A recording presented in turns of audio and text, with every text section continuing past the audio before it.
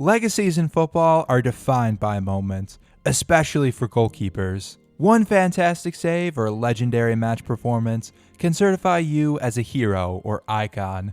Meanwhile, one error could cost you everything. This nearly happened with Luiz Arconada. By the mid-80s, he was seen as a legend in Spain, leading his boyhood club to back-to-back La Liga titles and consistently keeping clean sheets against some of the greatest teams in the world. Andoni Zubizarreta cited him as a role model, praising his composure and athleticism.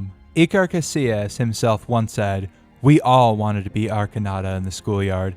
He was the first Spanish goalkeeper who made the position look beautiful." However, his legacy could have all been very different, as after the 1984 European Championship final, Arconada's legacy was tainted and his reputation was nearly decimated. So what happened? And what is he remembered for today? Thanks to @Cesar Hernandez Lopez 6340 for the video idea. Luiz Arconada was born on June 26, 1954 in San Sebastian, located in the Basque Country, in northern Spain. He joined local side Langocoac at a young age before moving to local giants Real Sociedad. He made his debut for the B team in 1972, and after 4 seasons, he was promoted to the first team to serve as a backup. After 2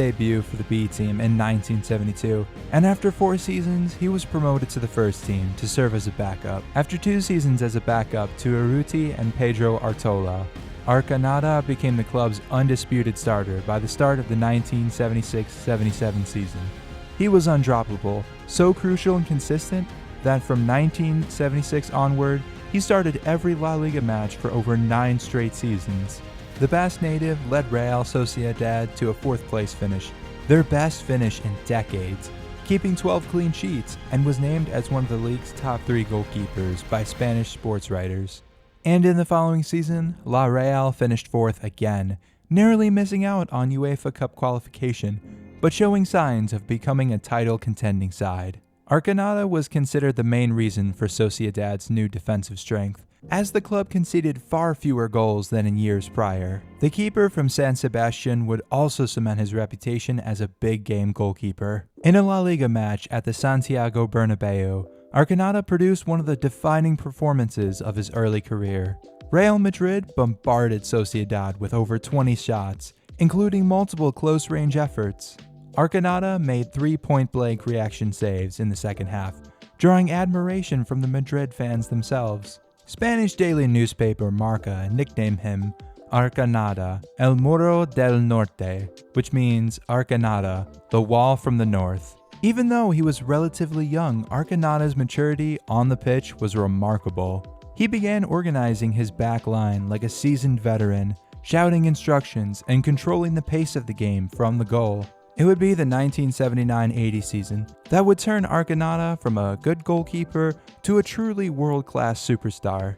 The Spaniard conceded just 20 goals in 32 games as the Blue and Whites finished second, barely missing out on the title by a single point to Real Madrid. But regardless, Arconada won his first Ricardo Zara trophy, given to the keeper with the lowest goals per game ratio, was inducted to the La Liga Team of the Year, and was named the best Spanish player by multiple Spanish outlets. After coming agonizingly close, Real Sociedad under manager and former Real Sociedad player Alberto Ormaechea, the club from the Basque Country, would look to challenge for the title once again. After a crushing 2-3 loss to Valencia, Arconada kept a clean sheet against international powerhouses Barcelona. Sociedad rose steadily through the table, with defensive resilience becoming their key to success. By March, Sociedad looked to be a strong contender for the title. By this point, every goal mattered.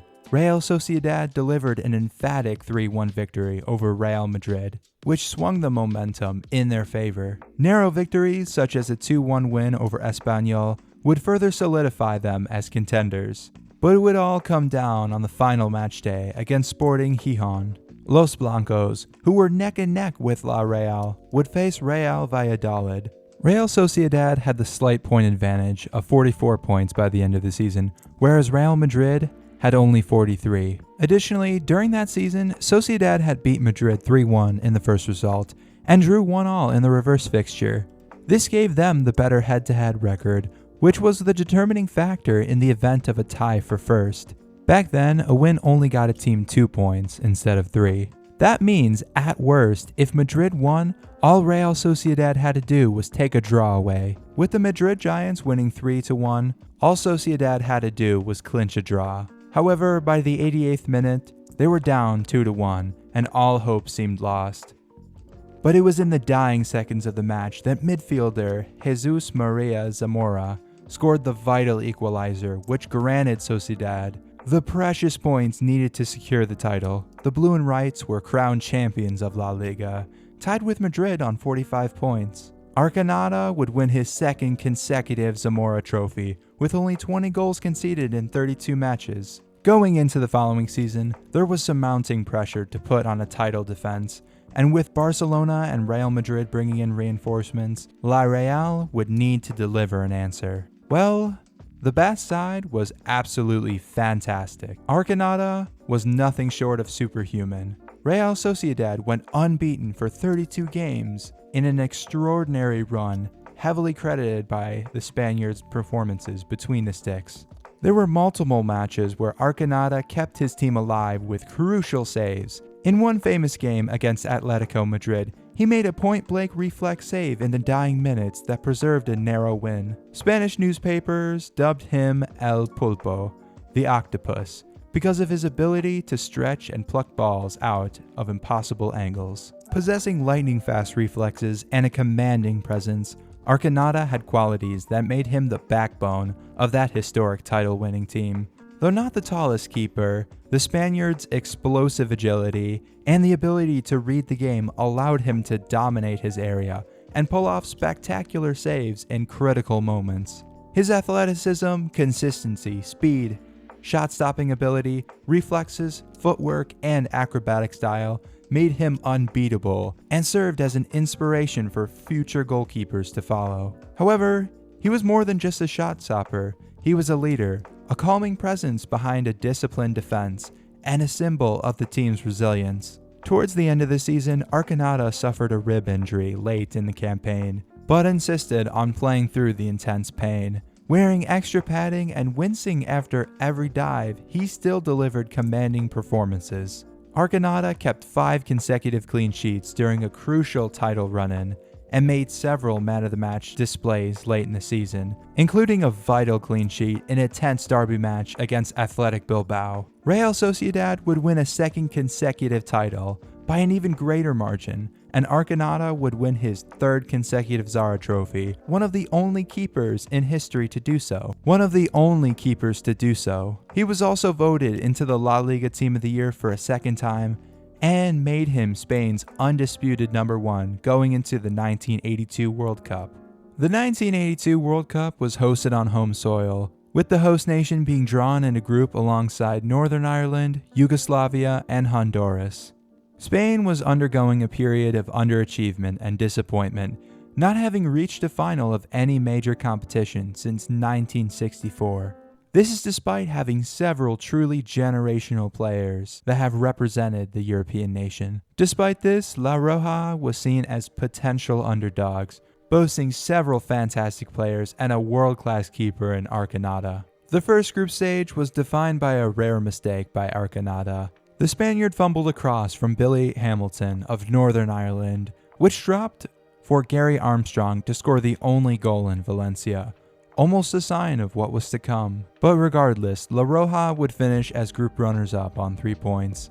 Unfortunately, Spain would be eliminated in the second group stage, dead last, which was seen as a disappointment considering their underdog status and home field advantage. At the start of the 1982-83 season, Real Sociedad would beat Copa del Rey winners Real Madrid 4-1 on aggregate to win the Supercopa de España. However, in La Liga, Sociedad would fall all the way to 7th in the table. Regardless, Arconada would have several strong performances, particularly in the European Cup, where La Real would reach the semifinals before being eliminated by Hamburg by a single goal.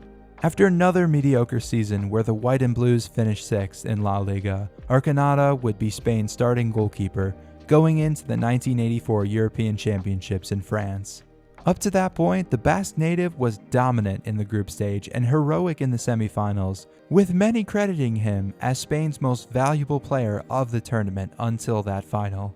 The final at the Parc des Princes was goalless after nearly an hour, when France were given a free kick in a dangerous position just outside the box. The curling shot that Platini produced wasn't one of his best. It didn't have enough power behind it, and Luiz Arconada appeared to have the ball under control as he dived to his left, but unfortunately it slipped under his body and over the line. In the final minute of the game, the host nation would score another goal to further rub salt in Spanish wounds. For all the bravery and reflexes he showed over a storied career, it's that one catastrophic mistake that most associate with his name.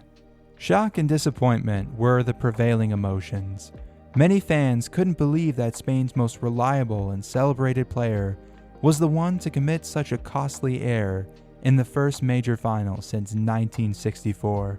Spanish media headlines were somewhat sympathetic but mournful. El País wrote, "An error from Arconada, and goodbye to the dream." Some publications and fans labeled him a villain and blamed Arconada for the failure. However, teammates rallied behind him, with midfielder Juan Señor later saying, "Without Arconada, we wouldn't be in the final. The mistake was cruel."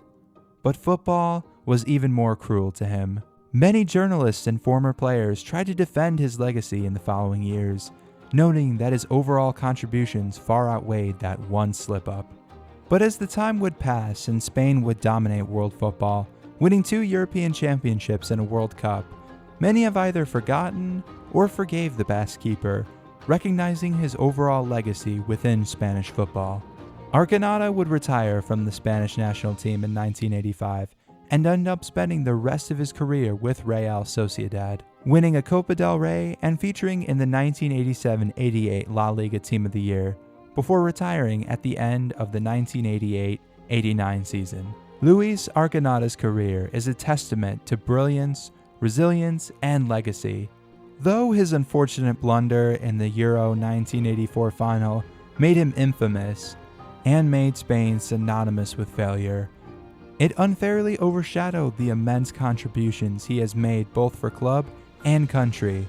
Over time, that single mistake has been overshadowed in the career of a player who carried Real Sociedad to unprecedented glory and stood as a rare bright light in a dark period for La Roja.